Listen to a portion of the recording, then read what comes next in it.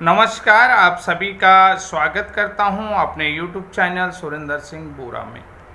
साथियों, इस समय जो है बीएड वर्सेस बीटीसी जो सुप्रीम कोर्ट में स्पेशल अपील की 14 मार्च को सुनवाई हुई थी, उससे लेकर एक बड़ी अपडेट मैं ला रहा हूं। और आप देखिए, ये वीडियो काफ़ी महत्वपूर्ण होने वाला है all India BEd joining teachers के लिए। जो all India BEd joining teacher है या BEd all India joining teacher है, वो इस वीडियो को बहुत अच्छी तरीके से देखिए।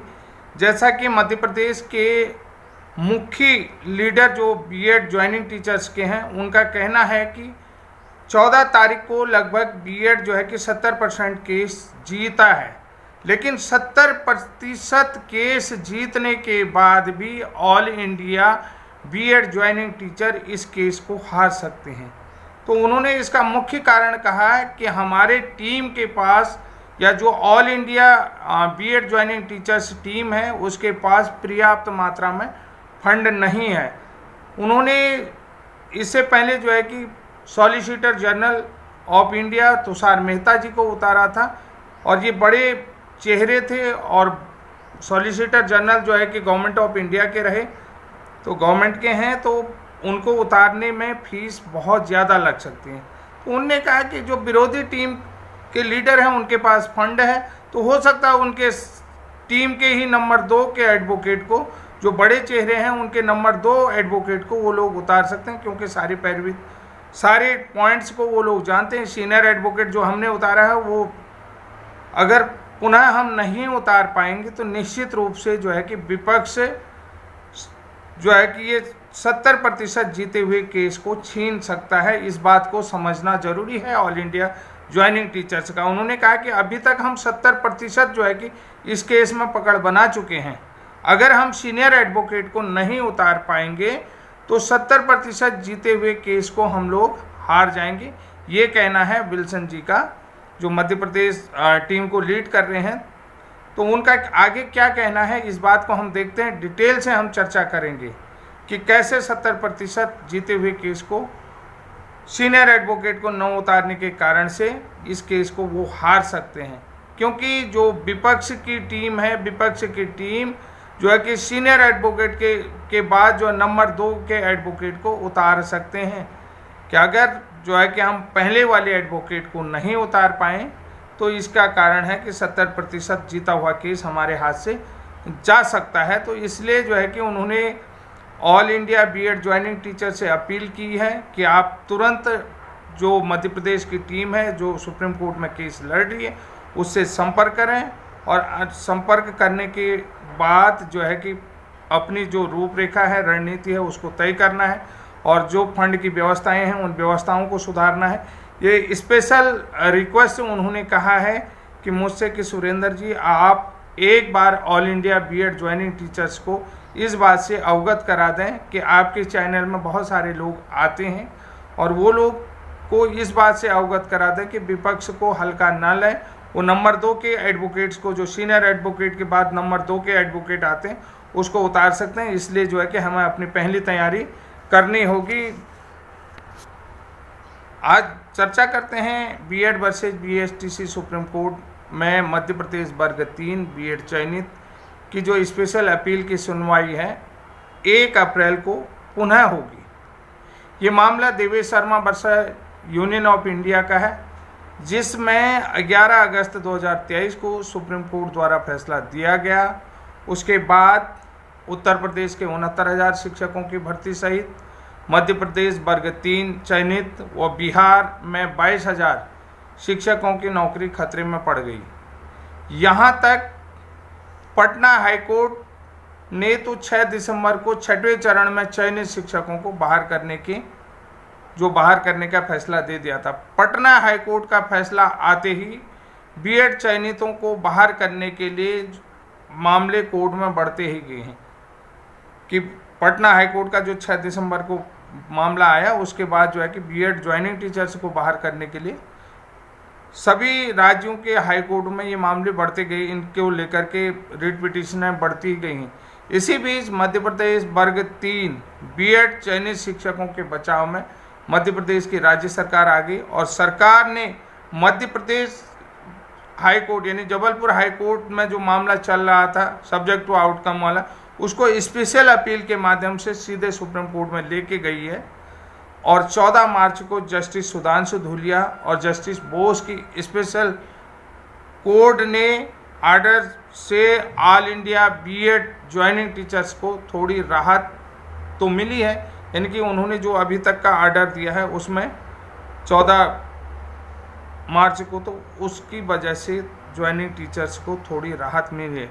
लेकिन मध्य प्रदेश राज्य के बीएड नियुक्त शिक्षक व याचिकाकर्ता विल्सन जी का कहना है कि ऑल इंडिया ज्वाइनिंग टीचर जो स्पेशल ब्रिज कोर्स, मतलब स्पेशली, यानी कि स्पेशल नहीं, जो स्पेशली ब्रिज कोर्स नहीं है, ऑल इंडिया ज्वाइनिंग टीचर जो स्पेशली ब्रिज कोर्स नहीं है, उनके हक के लिए हम सुप्रीम कोर्ट में स्ट्रांगली अभी तक लड़ रहे हैं। लेकिन हमारी लड़ाई बहुत मुश्किल है, हमारे पास आर्थिक अभाव है, यानी कि हमारे पास फंड का अभाव है। अभी तक जो फंड जमा था 14 मार्च के सुप्रीम कोर्ट की हियरिंग में solicitor general of India Tushar Mehta ji के उतारने में खर्च हो गया है। आगे 30 लाख तक के फंड की आवश्यकता है। उन्होंने स्पष्ट करा है कि आगे एडवोकेट को देने के लिए 30 लाख और फंड की आवश्यकता है। जो ये हियरिंग है, यानी कि 1 अप्रैल को जो हियरिंग है उसमें 30 लाख तक के फंड की आवश्यकता है। इन्होंने ये कहा कि जो 70% जो केस हम जीते हैं उसको हार सकते हैं, क्योंकि अगर हमारे पास पर्याप्त फंड नहीं होगा, तो ये मुख्य वजह उन्होंने बताया, जिसमें all India BEd joining teacher शामिल है। तो ऐसे मामले में आर्थिक रूप से देखने पर बड़ा लग रहा है, लेकिन ऑल इंडिया स्तर से आवश्यक फंड नहीं आ रहा है। उन्होंने ये भी कहा कि जिसके लिए मतलब 30 लाख फंड की आवश्यकता है, और देखने में ये जो फंड जुटाना, यानी कि ऑल इंडिया का मामला है, 30 लाख जुटाना तो आसान होगा, लेकिन ऐसे मामले में यानी कि आर्थिक रूप से देखने पर तो ये बड़ा ज़रूर लग रहा है, लेकिन ऑल इंडिया स्तर पर आवश्यक फंड अभी भी उनकी टीम के पास या all India joining teachers team के पास नहीं आ रहा है। विल्सन जी का कहना ये भी है कि सुप्रीम कोर्ट में आप देख ही रहे हैं कि एडवोकेट की फेस वैल्यू न होने के कारण से किस तरह से केस को डिस्पोज किया जा रहा है, खासकर बीएड वर्सेस बीटीसी मामले में। यानी कि अगर एडवोकेट की फेस वैल्यू नहीं है तो केस लगभग 11 अगस्त को ही उसमें डिसीजन दे दिया गया। तो ऐसे मामलों को अधिकतर एडवोकेट की फेस वैल्यू नहीं है तो केस को डिस्पोज किया जा रहा है। तो हमारे पास हिमाचल और उत्तराखंड टीम की तरफ से केस संबंधी सारे आवश्यक सबूत या दस्तावेज भेजे गए हैं या दे दिए गए हैं, और सबूत संबंधी दस्तावेजों को कोर्ट में प्रस्तुत करने के लिए हमें अच्छे सीनियर एडवोकेट की ज़रूरत है, यानी कि अच्छे और सीनियर एडवोकेट चाहिए।